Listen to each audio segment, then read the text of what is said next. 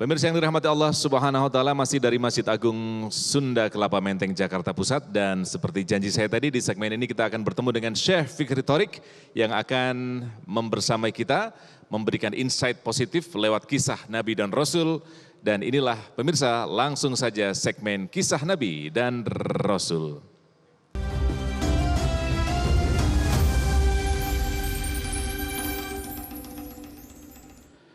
Assalamualaikum warahmatullahi wabarakatuh.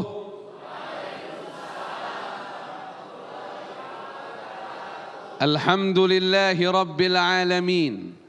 Allahumma salli wa sallim ala sayyidina Muhammadin wa ala alihi wa sahbihi ajma'in. Amma ba'd. Ya salam. Ya salam. Masya Allah. Kita akan mengisahkan kisah Nabiullah Yunus alaihi salatu wassalam. Dengarkan kisah ini dengan sebaik-baiknya. Banyak pelajaran yang kita akan ambil darinya. Terutama insya Allah lewat kisah ini kita akan mendapatkan suatu amalan yang kalau kita amalkan, apapun kesulitan yang kau hadapi, insya Allah Allah keluarkan, Allah jawab, Allah kabulkan. Ya salam. Nabiullah Yunus Allah utus kepada penduduk Nainawa. Penduduk Nainawa. Wa inna Yunus laminal mursalin. Allah Subhanahu wa taala berfirman, sesungguhnya Yunus adalah termasuk utusan Allah Subhanahu wa taala kepada penduduk Nainawa.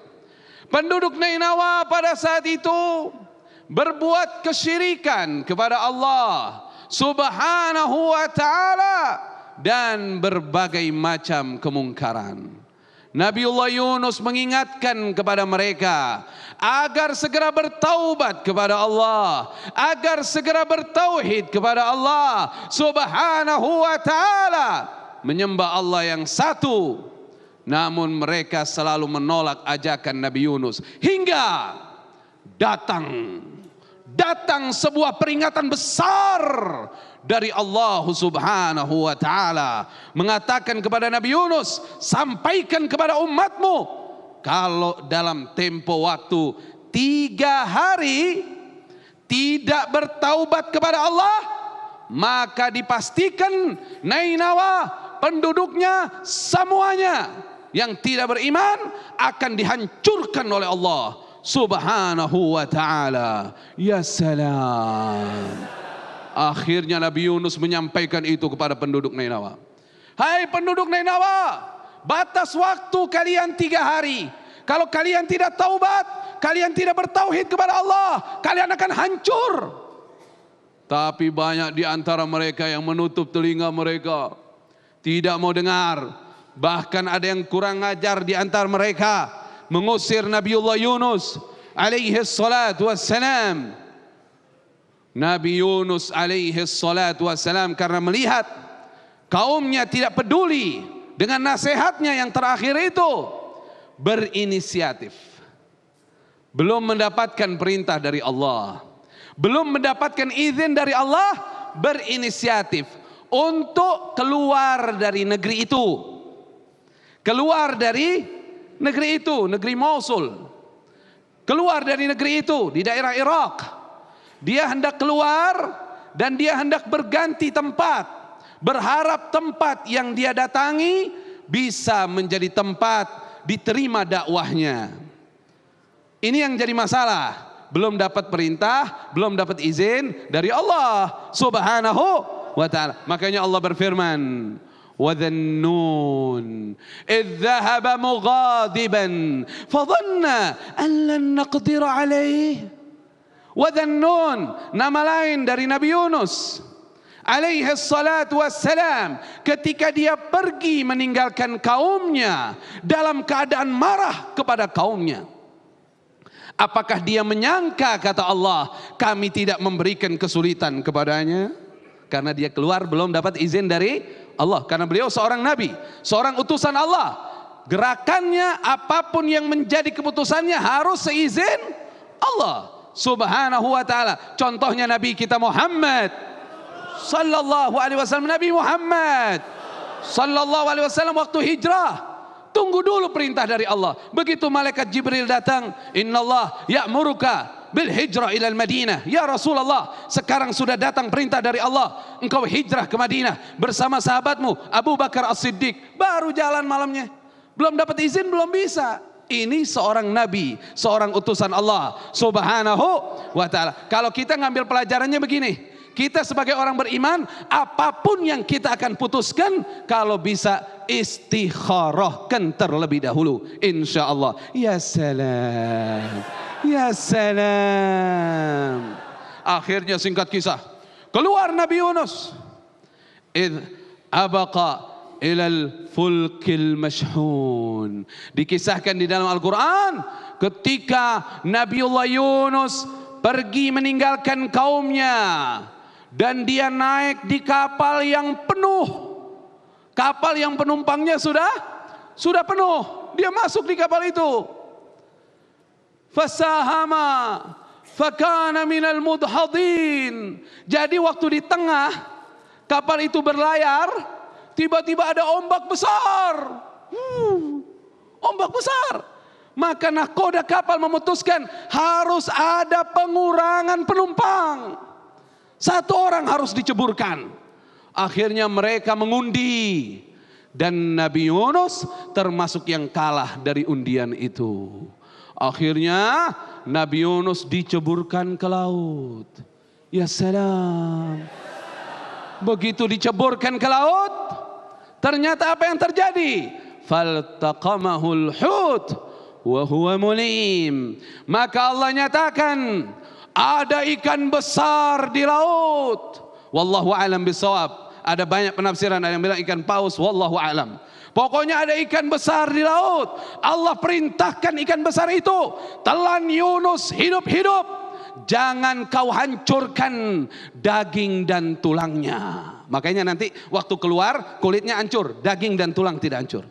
Jangan kau hancurkan daging dan tulangnya. Bawa Yunus ke dasar laut, ditelan sama ikan itu.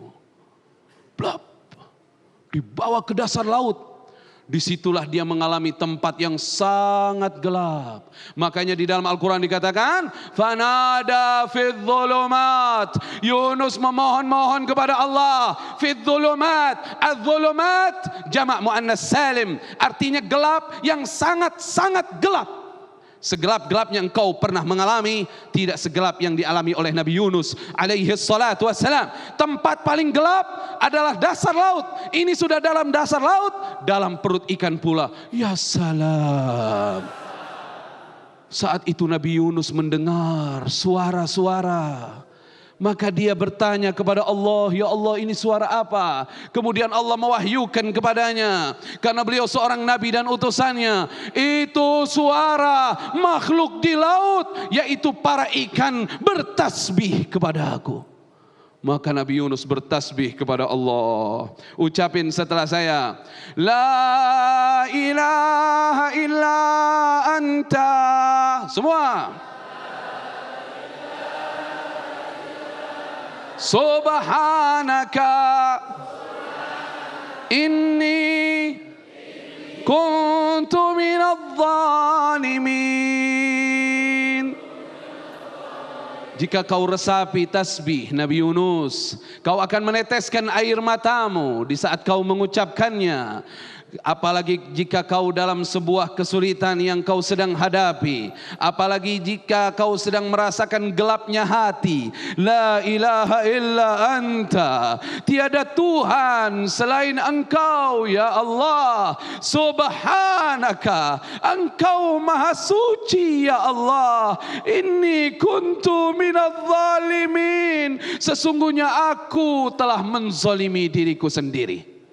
Nabi Yunus tidak mencari kambing hitam. Nabi Yunus tidak menyalahkan kaumnya, yaitu penduduk Nainawa. Tapi beliau menyalahkan siapa? menyalahkan dirinya sendiri. Inni kuntu minadh dhalimin. Saya mengaku salah ya Allah. Ini kalau dibaca, kata Nabi kita Muhammad sallallahu alaihi wasallam, tidaklah tasbih Nabi Yunus dibaca oleh orang yang beriman kepada Allah, melainkan kesulitan apapun pasti dikeluarkan oleh Allah Subhanahu wa taala. Ya salam. Jangan kau pernah pesimis. Jangan kau pernah takut menghadapi apapun masalah. Karena bagi Allah, masalah itu kecil semua. Jika kau anggap masalah itu kecil, itu bisa menjadi besar. Jika kau anggap masalah itu besar, itu menjadi lebih besar. Tapi bagi Allah, semua kecil. Bertasbihlah dengan tasbih Nabi Yunus. Keluar masalahmu insya Allah. Ya salam. Akhirnya Nabi Yunus terus bertasbih itu. Sampai terdengar oleh para malaikat di langit. Ya Allah, tasbih yang baru kami dengar ini. La ilaha illa anta subhanaka inni kuntu minadh dhalimin. Itu ada di surat Al-Anbiya ayat 87. Ini baru kami dengar ya Allah. Ini suara siapa ya Allah? Para malaikat tidak mengetahuinya. Allah menjawab, itu suara hambaku Yunus yang berada di dasar laut di dalam perut ikan. Ya salam. Ya salam. Akhirnya apa? Beralih dulu kita kisahnya. Nabi Yunus merasa tenang jiwanya karena berzikir kepada Allah. Tapi beliau masih berada di dalam perut ikan. Kita keluar dulu dari kisah ini. Kita masuk kepada penduduk Nainawa. Bagaimana nasib penduduk Nainawa? 3 hari waktu mereka diberikan oleh Allah Subhanahu wa taala. Jika mereka tidak segera bertaubat dan beriman, mereka akan diazab oleh Allah. Ternyata mulai datang awan hitam. Dan mereka sudah tahu dari kisah-kisah sebelumnya, sebagaimana kaum Sadum dan kaum-kaum sebelumnya. Disitulah mereka berkata, Nabiullah Yunus betul ucapannya. Dia utusan Allah. Mari segera kita bertaubat. Jadi subhanallah, mereka mencari Nabi Yunus. Nabi Yunus sudah tidak ada. Apa yang mereka lakukan? Mereka semua kompak 100%. Penduduk Nainawa 100% semuanya bertaubat kepada Allah Subhanahu wa taala. Semuanya menangis meminta agar Allah Subhanahu wa taala tidak mengazab mereka. Kaum Yunus itu adalah kaumnya Nabiullah Yunus alaihi salatu wassalam. Itu adalah kaum Nabi Yunus yang dihilangkan dari azab oleh Allah Subhanahu wa taala karena mereka bertaubat kepada Allah Subhanahu wa taala. Oleh karenanya, siapapun di antara kita yang ingin terhindar dari segala macam musibah, maka perbanyaklah beristighfar, meminta ampunan Allah Subhanahu wa taala sebagaimana sabda Nabi kita Muhammad sallallahu alaihi wasallam, man lazimal istighfar ja'alallahu lahu min kulli hammin faraja wa min kulli dhikin makhraja wa razaqahu min haitsu la yahtasib atau kama qala an-nabi sallallahu alaihi wasallam. Barang siapa yang melazimkan beristighfar kepada Allah, Allah keluarkan kesedihannya. Ya salam. Allah keluarkan kesulitannya. Ya salam. Allah datangkan rezeki yang tak terduga. Ya salam. Ya salam. Nanti kalau ditanya, apa isi tausiah hari ini? Ya salam. Akhirnya kita lanjut. Penduduk Nainawa tidak jadi diazab oleh Allah Subhanahu wa taala. Kaum Yunus. Lamma amanu kashafna anhum azabal khizyi fil hayatid dunya wa matta'nahum ila hin. Allah berfirman, kaumnya Nabi Yunus ketika mereka telah beriman kepada Allah, kami gagalkan itu azab yang menghinakan kepada mereka. Tidak jadi. Azab dunianya tidak jadi. Dan kami berikan sisa umur mereka hidup di Nainawa dalam keadaan penuh kenikmatan. Ya salam. Asyiknya orang dekat sama Allah. Asyiknya orang dekat sama Allah Subhanahu wa ta'ala. Kita kembali kepada Nabi Yunus. Berapa lama Nabi Yunus dalam perut ikan? Terjadi khilafiyah antar ulama. Ada yang bilang 3 poe. 3 poe, 3 hari. Ini bahasa Sunda. Nyaho ente? Ya salam. Ada yang bilang berapa? 7 hari. Ada yang bilang 40 hari. Wallahu a'lam bissawab. Yang penting beberapa hari itu. Nabi Yunus terus bertasbih kepada Allah. Akhirnya apa Allah katakan? Fastajabna lahu wa najjaynahu minal gham wa kadzalika nunjil mu'minin. Maka kami bukakan kesulitan yang dihadapi oleh Nabi Yunus. Kami kabulkan Nabi Yunus akan doanya. Dan kami keluarkan Nabi Yunus dari kesulitan. Beginilah cara kami, kata Allah, mengeluarkan orang beriman dari kesulitannya. Gimana cara mengeluarkan orang beriman dari kesulitannya? Ketika dia sudah mengaku salah. Ketika dia, catat ini, ketika dia sudah mengakui kesalahannya di hadapan Allah. Jangan ngaku benar, ngaku salah. Kemudian bertaubat minta ampun, bertasbih kepada Allah. Itu pas sudah. Bertasbih kepada Allah. Makanya apa kata Allah di dalam Al-Quran? Falaula annahu kana minal musabbihin lalabitha fi batnih ila yaumi yub'atsun. Sekiranya Yunus tidak bertasbih kepadaku di dalam perut ikan, dia akan dibiarkan dalam perut ikan sampai yaumul qiyamah. Jadi ini tasbih yang sangat bagus. Ayo baca sama-sama. La ilaha illa anta subhanaka inni kuntu minadh dhalimin. Kalau baca dengan penuh maknanya. Waktu baca la ilaha illa anta, terjemahkan dengan qalbumu. Tiada Tuhan selain Engkau ya Allah. Subhanaka, Engkau maha suci ya Allah. Saya kotor ya Allah, saya banyak dosa. Engkau maha suci ya Allah. Inni kuntu minadh dhalimin. Sesungguhnya saya salah ya Allah. Saya banyak menzalimi diri saya sendiri ya Allah. Saya banyak melanggar perintah-Mu ya Allah. Kalau itu kau ucapkan dengan ucapan penuh iman kepada Allah, kau yakini tasbih Nabi Yunus sebagai sebab jalan keluar dari kesulitan. Apapun kesulitanmu akan dikeluarkan oleh Allah. Ya salam. Saya melihat wajah-wajah orang punya hutang sudah seperti lunas hutangnya. Karena mengamalkan tasbih Nabi Yunus, saya lihat wajah-wajah orang yang ingin ke tanah suci sepertinya sudah terbayang Ka'bah di hadapannya. Ya salam. Saya melihat wajah-wajah orang yang membutuhkan jodoh. Waduh, ibu-ibu ya salam. Masya Allah. Ya, mudah-mudahan apa yang saya sampaikan bermanfaat. Inilah kisah yang bisa saya sampaikan.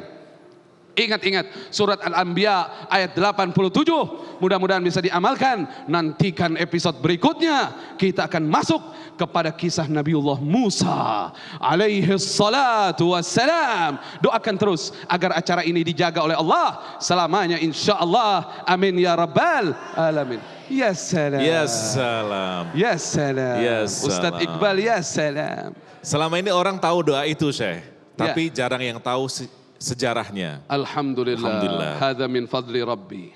Yang pertama itu. Yang kedua, Allah senantiasa suka kepada hambanya yang mengakui kesalahannya ya. Kita aja kalau ditangkap polisi ngakuin, iya Pak saya salah Pak, gitu aja ya biar nggak ditilang. Jadi ya. seperti suami istri, kalau lagi bertengkar, istri mengatakan kamu yang salah, kamu yang salah. Ujung-ujungnya ribut, bisa berantem, bubar rumah tangga. Masya Allah. Tapi kalau masing-masing mengakui kesalahannya, ya salam, ya salam. Muhasabah ya. Terima kasih Syekh Fikri Thorik memberikan insight luar biasa dari kisah-kisah Nabi dan Rasul. Sekali lagi inilah manfaat kita mereview kembali kisah Nabi dan Rasul. Sekali lagi, jika selama ini kita menganggap kisah Nabi dan Rasul hanya cocok untuk anak-anak, itu salah. Karena kisah Nabi dan Rasul manfaatnya bagi kita juga orang-orang dewasa. Doa-doa bisa kita amalkan, semangat beliau, para Nabi dan Rasul bisa menginspirasi kita untuk mendekatkan diri kepada Allah Subhanahu wa Ta'ala. Baik pemirsa, kita akan bertemu dengan rekan saya Citra Anggia yang sudah ada di luar. Assalamualaikum Citra. Ya salam.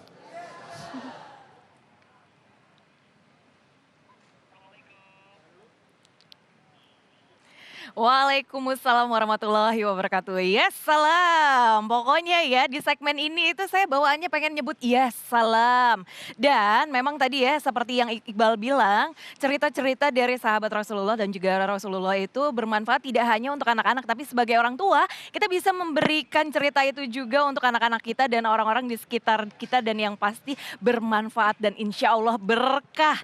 Nah kali ini saya Citra Anggia langsung juga dari Masjid Sunda Kelapa Menteng Jakarta Pusat masih menemani Anda di sini pemirsa dan sekarang saya sudah bersama dengan Ustazah Asyifa. Assalamualaikum. Waalaikumsalam warahmatullahi. Mbak Citra sehat ya? Alhamdulillah ya. Nah Ustazah tadi kan sempat juga nih sesuai dengan tema kita hari ini. Bulan Ramadan itu adalah momentum kita untuk menjadi lebih baik lagi. Betul. Pasti banyak banget cara-caranya yang bisa kita lakukan. Yang agak bikin saya dilema itu Ustazah. Kita sebagai wanita nih, terutama saya sendiri deh dulu contohnya ya.